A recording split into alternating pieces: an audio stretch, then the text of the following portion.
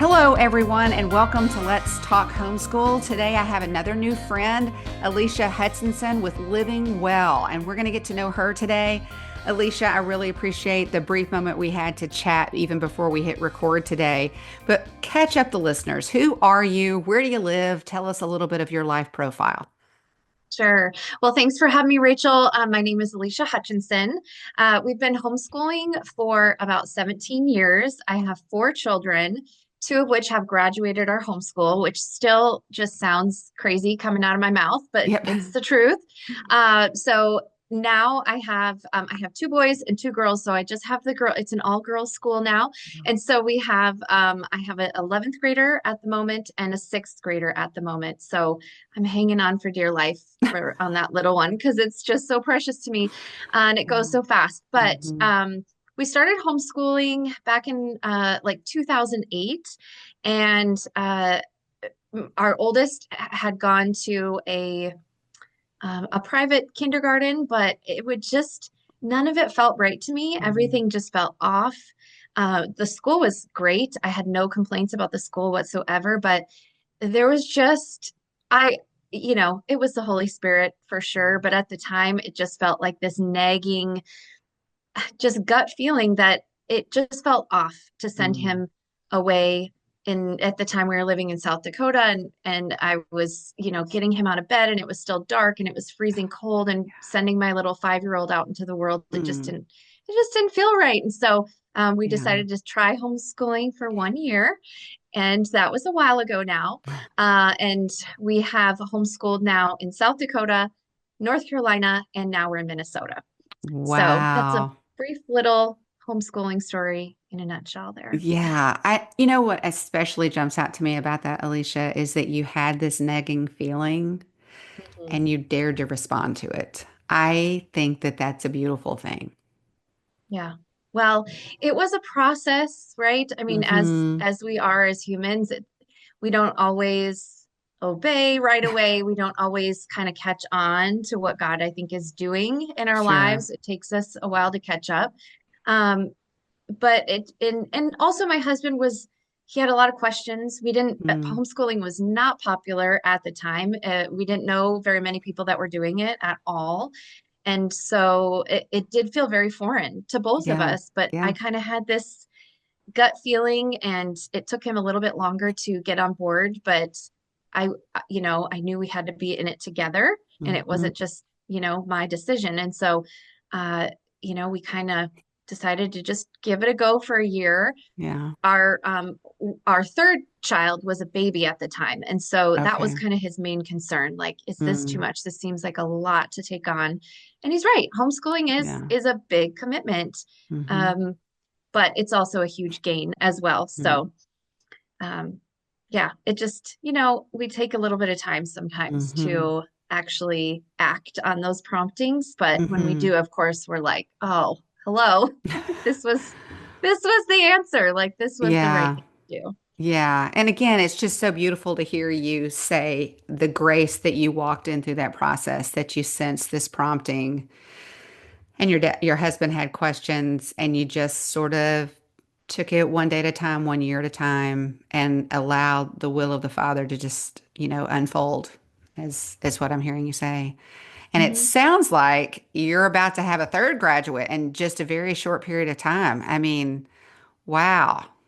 Yes. Yeah. And it's kind of surreal, as you Mm, know. I mean, it is kind of a surreal thing. It's a very emotional thing for me anyway, as the mom. I mean, we've walked a lot of miles together with mhm. our kids, and for it to kind of like all come to this accumulation at the end, it feels like it's something huge, because Yeah. I think it is.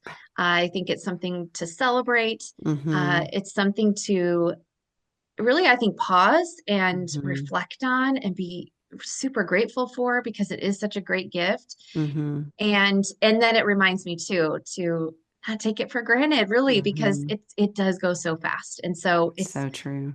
you know, I always say, like, my youngest, she's such a gift to me because Mm, there's enough of a pause in there, break in there between my third and my fourth, where there's a lot with her that I've learned. Yeah, And sure. so, there's just a lot of things where I'm like, okay, don't stress about these things. It's Mm, going to be fine. Or, it just helps you to have a lot better perspective. So, that's and true. not stress so much about all those little things. Oh man, I am totally with you there. When I look back, we had seven homeschooled for 26 years, and I look back and I think the benefits that my younger children had Yeah. about a less stressed mother than the older ones had. It's I'm very grateful for God's grace and that covers a multitude of sin, right? I'm very grateful that um, by and large, my kids don't remember the stress that I was under. I was paying Yeah. that price, and I'm very grateful for that. You're describing, though, a lot of change that you've navigated: South Dakota, Asheville, North Carolina, and now in Minnesota. I Mhm. would have to think, and please do correct me if I'm wrong, you had to have gone through periods when you felt overwhelmed and isolated and lonely through all Mhm. of that process. And you even talked about when you started, it wasn't like everybody was doing that. I mean, pretty much Mhm. now, most people know somebody who either did homeschool or is homeschooling, right? Talk Mhm. to me about what was your go-to during those times and you're feeling that lonely and overwhelmed. I would say a couple of things that, with moving and through COVID and big things Mm-hmm. like that. I was super grateful for the gift of homeschooling because that was Mm-hmm. one less thing that actually, of course, things look different, right? You have to set up a Sure. new homeschool room, you have to, find a new homeschool group, all of that stuff. But for the most part, that kind of stays consistent. It Mm-hmm. changes a little bit year to year, but Mm-hmm. man, when you have kind of an upheaval like moving in life, Mm-hmm. it is nice to have one thing that's like, okay, this stays constant. Every Yeah. morning we know what we Yeah. do. Yeah. Um, and we don't have to find a new school. We don't have, Yeah. that was huge. Mm-hmm. One thing, when we moved from North Carolina here to Minnesota, my oldest was an eighth grader. And Okay. that I think was the trickiest transition, because it felt like two big things happening at once. Like Mm-hmm. we were moving to this new state, totally different region. Mm-hmm. And also my oldest was going into eighth grade, which felt, Yeah. we're right on the cusp of homes or high school, Mm-hmm. which felt really big, like two Sure. big things at once. And Yeah. that's when I was kind of like, I really questioned myself. It was a rough move anyway. It was kind of a rough transition to Mm-hmm. to move here anyway, Yeah. but it really made me question everything. Mm. And in that moment, I really did have to rely on like looking back and Mm. seeing like what God had done over the past, what would it have been, 8 years at that point. Um, and also reaching out to homeschool friends that Mm. had been kind of with me along the way, and we knew each other well. We knew how each other homeschooled. And I remember reaching out to one friend, and she kind of talked me off a cliff a little bit. I was like, I don't know what I'm doing. Like, I need to find a new doctor. I need to find a new this, a new that, a new church. All of this is new. And I'm having to figure out what my oldest is going to do for high school. And I feel like I'm going to not do a great job. And I think that I should either put him into kind of like a full-time, like a full-time co-op thing, basically, where they're doing all their school through a co-op Mm. and then I'm just kind of facilitating. Or, I don't know, maybe I should give them the choice of going to school. And she was like, Mm. hold on. She's like, hold on. She's like, I've been with you. I've seen how you've homeschooled all of this time. She's like, you're not going to be happy following somebody else's curriculum.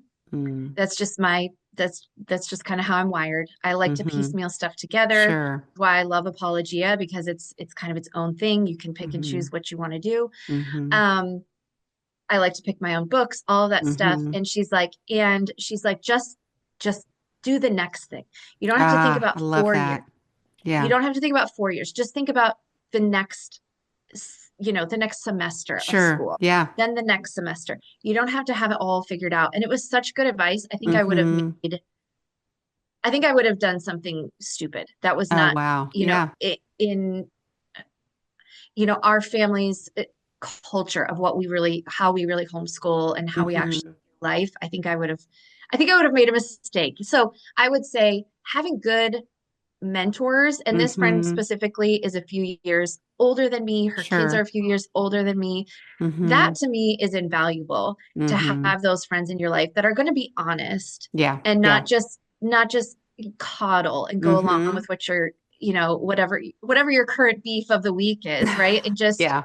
um be honest with you Yeah. and talk you off the cliff when you need to and give you like real good truth, but also constructive criticism so that you know what Mm-hmm. to do next. So it was like, here, she's like, start with this, start with Mm-hmm. choosing this for him, Mm-hmm. and then choose this for him, and then just go Yeah. from there. And it was so helpful. I still to Yeah. this day, and that was 8 years ago or whatever, I'm still like, thank you so much for that advice. And she's like, Yeah. sure, and she barely Yeah. remembers it, but to me it was a big deal. That you struck gold. And I just want to thank you for sharing that because I think it's really easy when you are in the position that you're in charge of a ministry and a journal and a website and all of that. And it looks like you've always had this figured out and you've never had a moment of doubt. And I think listeners will really appreciate that. Even I know I had those moments too. You had those moments. I really appreciate you keeping it authentic and being willing to share that, you got to a point you were just like, wait, what am I doing and how are we going forward? But what a blessing to have someone who dared to say, hold on, hit the pause button, don't rush ahead, and really helped you navigate that well. That is a huge blessing. It really is. It really is. And I'm guessing because my next question, I went to the website. It's beautiful, by the way. The website is just beautiful. The Thank journal you. is beautiful. And I was struck by several things, but I just one thing at a time. When in this timeline, then, were you inspired to do Living Well? And Hmm. was it initially, was it because of a really amazing experience you had in a community, perhaps with this mentor? Were you inspired by that? Or did you do what some of the rest of us did and we got into ministry because it's what we wanted, but we weren't finding anywhere else? I kind of feel like that's what I find often. It's one of those two things. I'm doing this to roll forward what I was given, or I'm doing this because I can't find what I feel like I need, and so I'm starting it. Where would Hmm. living well, which way would it fall in those two? And maybe there's another option that you've got. Well, okay, I will say this. The I started like many, many, many other moms in the early 2000s. I started a Hmm. blog in Yeah. like 2008, and I just started writing about what we were doing in our homeschool. Hmm. And even to this day, 17 years later, I kind of have like I don't know, I have kind of a nostalgia, I don't know, memory or like a longing, or I miss it really because it was Hmm. so um it was just kind of raw and kind of real, kind of Mm. unedited, kind of just Yeah. off the cuff and helpful. I Hmm. found a lot of, in fact, the friend that talked me off the cliff, I found her through a blog years ago. Oh, wow. Um, and so I just loved those years of early Hmm. homeschool blogging. And I just found it to be very authentic and helpful. Hmm. And so a lot of us, blogged for years and years. And then Hmm. social media came onto the scene. Hmm. And to me, it's like I'm on social media, but I still miss those blogging days Yeah. because they just seemed a little bit more unpolished and a little bit more, Yeah. I don't know. Um, No, I appreciate what you're saying. I want to interject there because I think you're saying sure. something significant. I felt like during that era, because I remember somebody also that I never shook hands with Hmm. who met me in one of those moments, Hmm. like you're describing.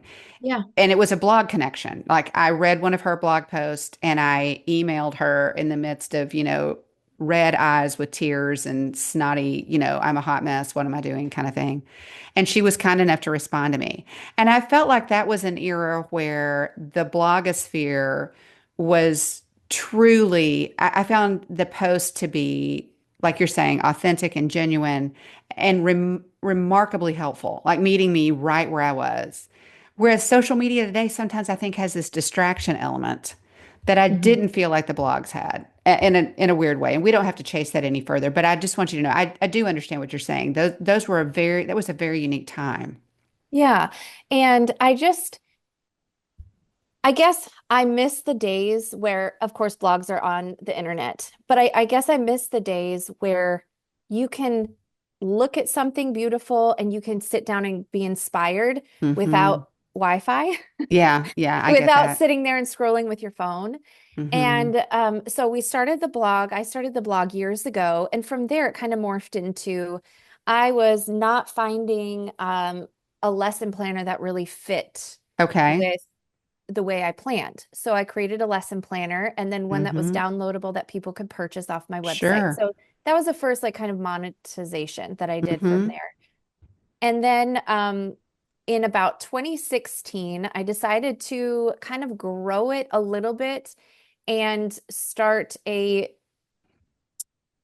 Learning Well Instagram site apart from my Hmm. personal site Okay. where we just every week, and we've done this now for 8 years, 9 years, Okay. um, where every Wednesday we do a homeschool day in the life. So we Hmm. we feature moms from all over the place and they walk us through their day. So that's kind Hmm. of like the central focus of our ministry or website or however you want to label it. And then from there, well, this had been a dream of mine for a long time to take things kind of offline and to sort of blog, if you will, but in a Hmm. magazine form. So you're Hmm. looking at what you would have back in the day looked at on a blog, but Hmm. it's in a magazine and you can pass it to a friend. You can read it over and over. You Hmm. can look at it on the beach without having to, have your phone Hmm. out or whatever. So I would say around 2020, 2021, we started planning Learning Well Journal. Hmm. And the idea is it encompasses all things that a Hmm. homeschool mom would have to think about. So it's not just academics and homeschool and books, which it Hmm. is. It is relationships with your kids. Hmm. It's planning family movie nights. It's dinners and cleaning your house and staying organized because homeschooling, of course, as you know, is all of those things. It's not Hmm. just the books. Like, and a lot of us, we can get that down really well, but then we're like, how do I stay on top of everything? So the idea behind it is to really help moms have kind of this whole beautiful life where it's like you're Hmm. not just surviving, but you're actually thriving in your homeschool life. You have, Hmm. and that's not to say it's done perfectly every day or like Hmm. everything is like, a Pottery Barn spread or anything like that. But it's like you kind of are, you're kind of just kind of thriving in all the different areas. You've got your Yeah. school clicking along and you've got Hmm. your systems down in your home so that you can like have dinner ready and it's not like a struggle and like a stress point every night. And Hmm.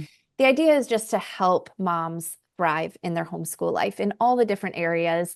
And not to say it's all going to be roses and sunshine all the time, but like to just encourage you on your walk. So Yeah. so we try to hit all things home, homeschool, faith, and family in every issue. It comes Yeah. out quarterly. And it's seasonal too. So we like to Hmm. really focus on what's going on seasonally as well. And we started that, I think the first issue was winter of 2021. Okay. So that's where we're at with that. It is beautiful, and it Thank does you. look very much like a tool of Hmm. a source of encouragement, a tool of encouragement. I love that what you mentioned because when I was looking through, I was like, this is something to hand off to somebody. I mean, Hmm. this is, for people who've graduated, everyone like I have, I still have young homeschool moms in my life. This is something Yeah. to give to them for them to share around. I think it's really, really a beautiful thing. And I do see what you're saying. There's really something for everybody. You're really Hmm. hitting on all of the different components Hmm. that that a homeschool mom faces. And I love that Hmm. it's unique for homeschool moms. I mean, can I read a different magazine and get some tips on some of those things? Yeah, but not from a homeschool mom perspective. So Hmm. I think you're really Right. nailing that. I want to circle back to one thing you mentioned in passing because there was a power packed explanation you just gave. Talk to me. I looked at the planner. I am by nature a planner. Hmm. I was a planner before, it was cool. And certainly when I started homeschooling, that was something, like a fish to water. I was all about that. And I too struggled Hmm. finding a planner that worked for me. I mean, I would, buy the standard ones. I mean, I started when really the whole mantra in Charlotte was don't take your kids out before 3. So when Okay. people didn't know somebody was doing this, and even though it was legal in the state, it was just like the better part of wisdom, just don't do that. Yeah. So Yeah. I was going to a teacher supply store to buy a planner, right? And just really trying to, okay, how can I stand on my head and make this work? I tried to do it this way. I tried to do it that way. I tried to tear out the pages. I tried to add pages. It was tough. And Hmm. yet you went so far as to create your own. Pull back with me just a little bit. How would you tell somebody, how important do you believe, whether or not planning is, like super simple for you and something you really get excited about? Where would you put planning and rating it as important for a homeschool mom? I would say Because I it's would say hard it's when it's easy for you, it's easy to right. say, because I know that for me, I'm just like, you got to figure this out. But it's Well, easy for me to say yes. that. So I don't know that that's necessary. You know what I'm saying? Well, and I think that that is why I made the planner I did because we all plan differently. And Yeah. so within there, I have in the planning pages, there's different setups and different layouts so that you can choose the one that's right for you. And sometimes for me, even if I'm in a busier season, I want just a one-page spread and I Yep. simplify our school. Like if we're gonna, if we have a really busy month, I might just want to have it just a one page, just a very easy, like kind of Mm-hmm. lighter on the school. So I don't need the Yep. whole big spread. But I would say helping moms that are, struggling in their homeschool. I feel like I'm drowning. I feel like this, whatever. Mm-hmm.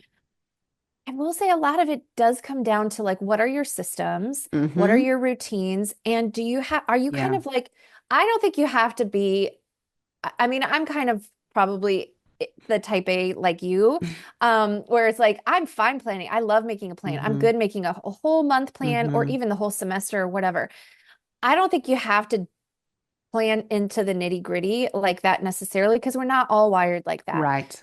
But you sh I think you're going to have a better week if you sit down Mm-hmm. on the weekend and plan out what you're going to do Monday through Friday. I At least agree. stay a week ahead Mm-hmm. of the kids because if you're Yeah. kind of at the same level, like if you guys all come to the table on Monday morning and everybody's like, I don't know, what are you I don't know. I know. The mom, I think somebody's got to be in charge, right? I agree. Yeah.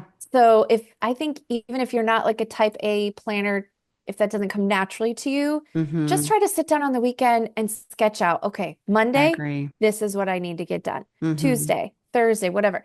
And just do that and stay consistent with that. Mm-hmm. And I think you're going to look back after a few weeks, after a month, and be like, wow, that was productive because Yes. and it Yes. might not, and plan in pencil. Oh, So if you yes. get off and you're like, oh gosh, I've got this beautiful plan and it's all messed up, just erase it. Yeah.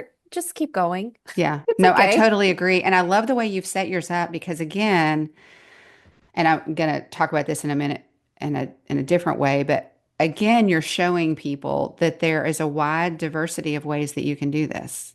Yeah. And not just, and you don't even have to dial into one of these ways all year. You can do this Hmm. one day or one week or whatever.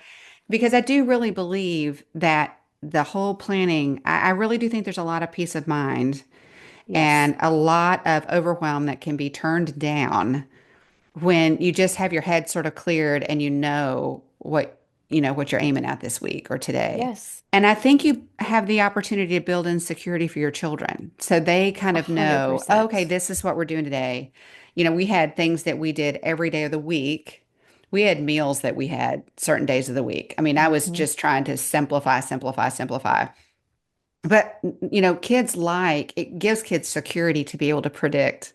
And so I think when they know that you have a plan, I think that gives them security about what you're doing that day. But I I think for those of 100% us, agree. yeah, I think for those of us for whom planning comes easy, I think to have the opportunity to really encourage younger moms, let me help you work this through. Let me help Yeah. you with this. I think you're doing that by creating this planner and showcasing to moms, how do you do this and what are the benefits of Hmm. doing this? Because I think it's a discipline like other things, For sure. but I really your planner is beautiful and just so practical, right? I mean, Mhm. sometimes people nail beauty and they fail practical, right?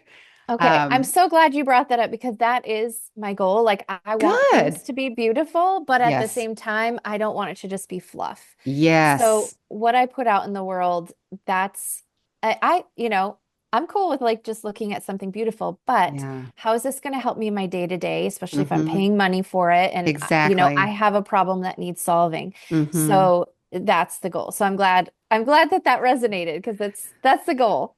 Good. Well, and I think, we're talking about truth, goodness, and beauty, right? And you're power Mhm. packing your website and your journal with all of those things. And I think that's when you're firing on all cylinders, right? You're giving something that's really going to help somebody.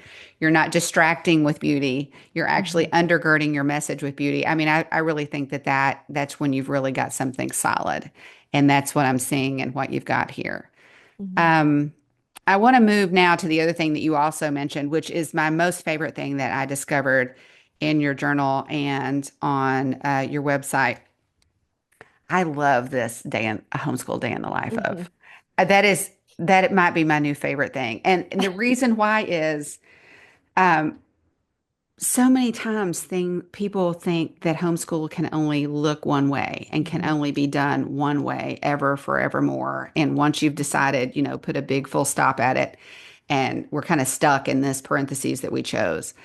Man, there is such power in displaying the true diversity of approaches and methodologies and circumstances and the makeups of different families. I mean, Right. really talk to me about the genesis of this and what are things that you've learned?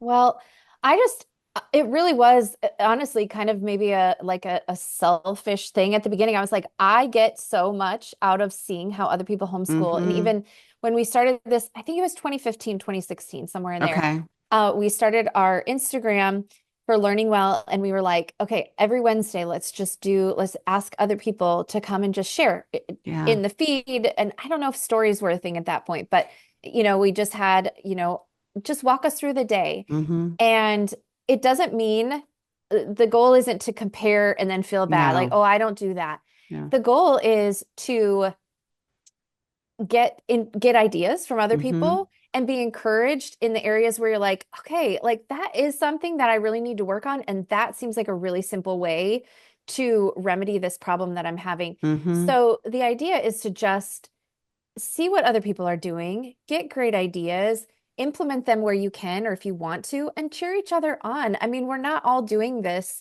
the same way. And so that's how we started it in, however long ago that is. And it's remained, for the last however many years. And we kind of take those day in the life takeovers on the Wednesday, and then we kind of recycle them and put them into a blog post. So if you like Mm-hmm. reading that way, that I like that.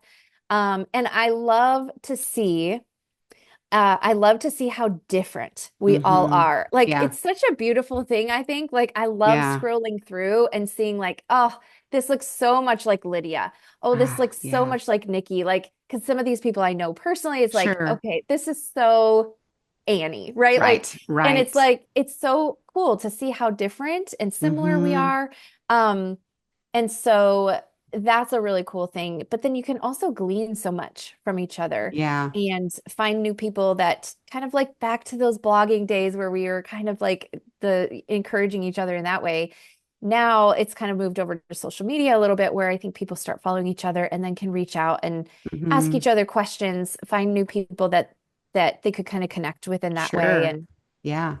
so that has I have found it to be really helpful, and I think other people find it helpful too. So we've just kept it going for all this time. It's It's been fun. amazing. And there's a treasure trove. I mean, you can go It back and, is. and catch up with all that you've missed, and you've missed a lot if you haven't found Hmm. this before today. It's just amazing. And I think there's two things that I love about it. One is in this era of a very wrong ideology that we've gotten caught up in Hmm. culturally, the Hmm. whole, where they've hijacked words like diversity. Hmm.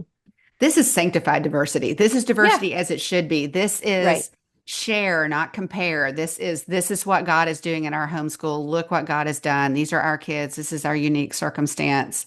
And this is how we do this. And it's so encouraging and Hmm. inspirational, right? For to be able to pick. I love that idea. I was very eclectic when I homeschooled. Hmm. So I wasn't any one thing.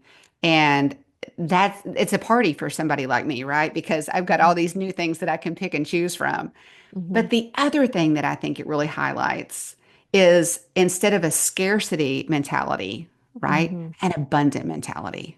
Yeah. Like we're not about competing with each other. There is Hmm. enough different ways to do this, and there are enough of us with different unique families and circumstances to do this. We need to celebrate that. And that Right. is just absolutely beautiful. Yeah. Yeah. Yeah, so I encourage you if you want some inspiration, if you need some new ideas or just want to see how other people do it. It's really fun just to scroll through and then we try to Hmm. save their stories from the throughout the day in a highlight bubble so you can go through and find those and on the blog too. So, So we're gonna our time is coming to an end here. It's always amazing how quickly this time goes. Tell everyone where they can find you. sure. So you can find all those days in the life on Instagram at Learning Well. And you can also find where I share about, just our personal homeschool days and things I'm doing around the house and things like that at my personal account, which is over at Alicia's. And then you can also find all these things at aliciahutchinson.com, where you can find a link to the magazine and the blog posts and all of that. So, That is great. It's yeah. been a real privilege and a pleasure to visit with you and meet you today. This is our first meeting, so Yeah. this has been lovely. And I do want to thank you for the ministry that you're doing to young moms and how you're encouraging them with beauty and content. Mhm. Well done. Thanks, Rachel. Thanks for having me. You This has are been fun. welcome. And thank you, everyone else, for joining us today. Do go and check out Living Well and their resources and have a blessed day. I'll see you next time.